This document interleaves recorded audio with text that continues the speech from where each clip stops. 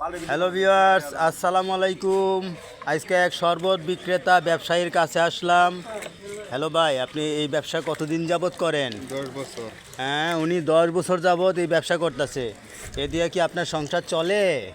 বিয়ে শাদী অন্য করি নাই, সংসার করে। দেখেন, উনি শরবত বেচতে বেচতে, আর শরবত কীভাবে বানান একটু দেখাবেন না?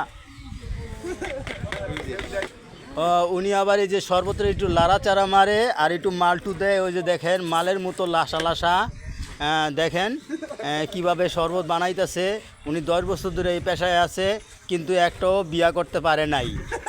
তার তার কাছে একটাও টুনটুনি পাখি এখনও আসে নাই।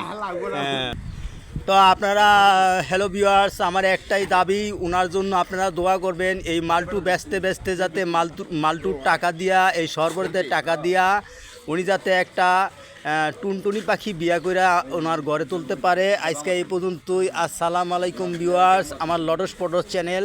আল্লাহ হাফেজ।